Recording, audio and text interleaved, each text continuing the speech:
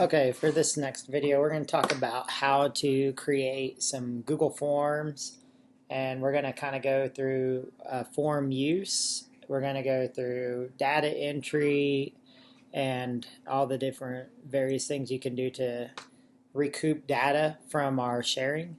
And also, last but not least, how we share out our Google Forms. So, first thing we need to do is we're going to actually create a form from Google. You can do this a number of ways. The first way, the easiest way I think, is to just go into your Drive under the More menu and click on Forms, and then now you're in where the Google form would essentially originate from. Okay, so I decided I thought it'd be a really good thing because of this particular video is built around summer PD. I thought it'd be kind of fun to create a summer PD how-to video. So basically, how would I make a summer PD video so that I could actually present it to other people? All right, so I'm going to just, the first thing to do is label it, okay? So this first one is just a title. This is going to be about Google Forms, the form use, and, data entry, and sharing. So that's just kind of a quick synopsis on what we're going to talk about in this video today. So you have two different kinds of menus here, and I'm just going to kind of give you the tour first, and then we're going to go into how we can incorporate some of the tools that Forms has to offer. Okay. So the first thing I want to direct your eyes to are the different options over here. The first option is, you can add a question, import questions, add your titles and descriptions, add images, video, or a section, okay? So whenever I was creating the form video or on other presentations, the section tool is very useful, and so I'm going to show you how we sort of use that to our advantage throughout the duration of this video, okay? I mentioned there are many menus. As we add our questions, you will see that there's a new menu choice. So these are what they say they are, a short answer. And now we're thinking about from the perspective or mindset of the end user. So we're the front end user, and then the end user is going to be the person actually inputting things. So do they need a short answer dialogue? Do they need a paragraph to answer their input? Multiple choice, and this is called a radio button. Do you need them to just pick only one option? Check boxes, this means that you want them to answer more than one option, possibly.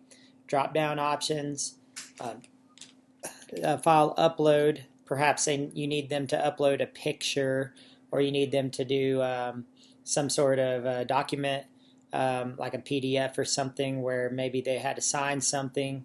This is super useful for that. You have your linear scale, multiple choice grid, or checkbox grid. These are the same as these up here, except in a grid view. So you have a whole bunch of more like you have 9 answer choice options. I think you can go, you can't go more, but I think you can do less. Obviously, a time and date stamp, okay? So those are your different choices through the menu, okay? And we're going to exercise some of those choices in just a second whenever we are asking our questions. So, for example, we might say,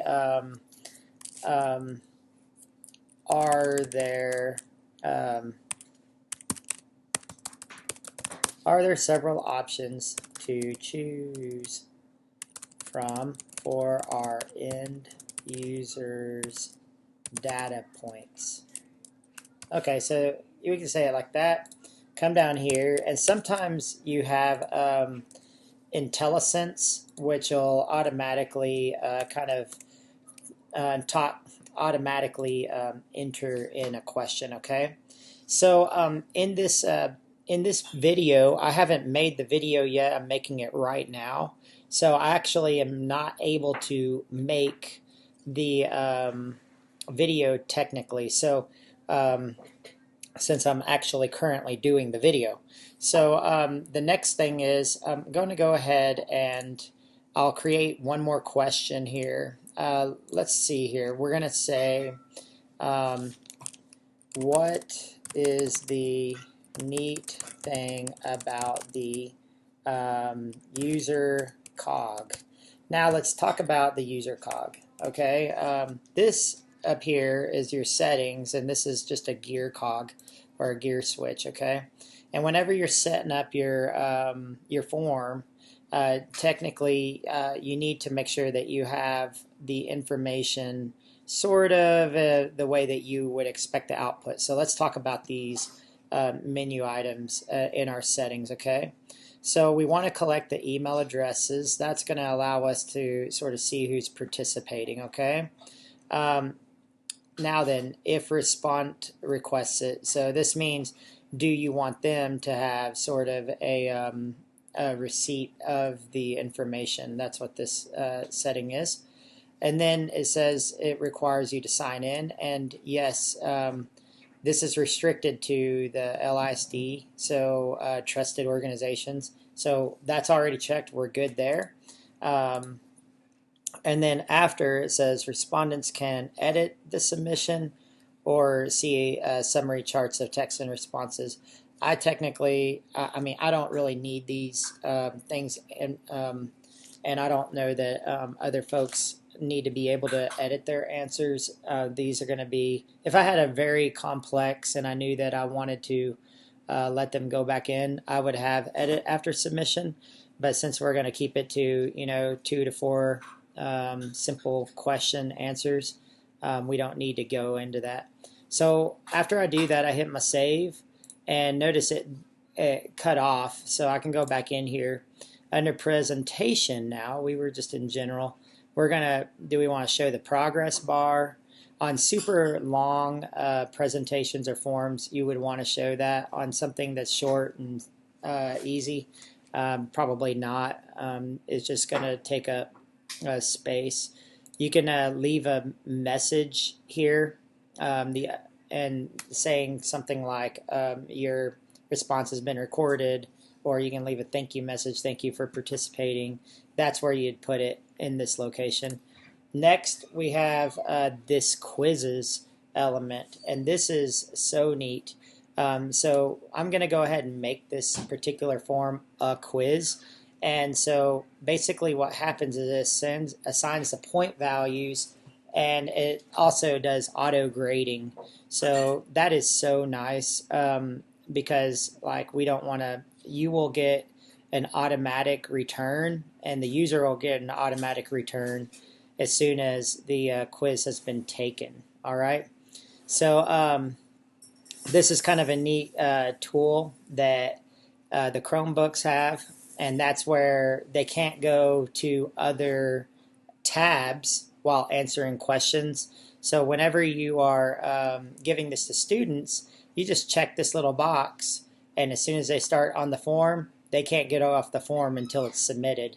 So, I mean, could a student still cheat? Sure they could. They could use a different computer or a phone or something like that, but they wouldn't be able to if they were in front of you in a classroom, and that's the power of these forms, okay? I'm not going to check that because all of this is kind of public knowledge, and I'm just kind of like scoping it in for you guys and making, shedding some light on it. Immediately after, do we want to submit the grade immediately? Yeah, of course.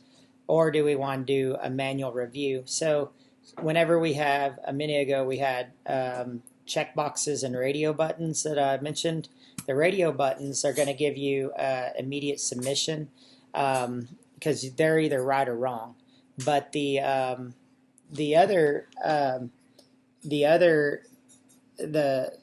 check boxes, those may be more than one answer. So we need to look through, see what those answers are, and there's possibility that there may be some we may want to capture and count some vague answers as correct, especially with the students we work with. Sometimes that's close enough and we can listen to their reason and update it. So that's what this is for. Respondent can see their questions, correct answers, and point values.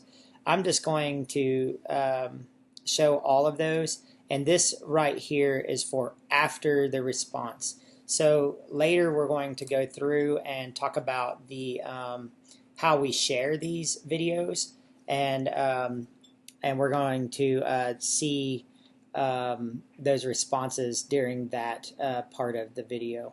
Okay, so that concludes this portion, and we're going to look at uploading a video in the next portion.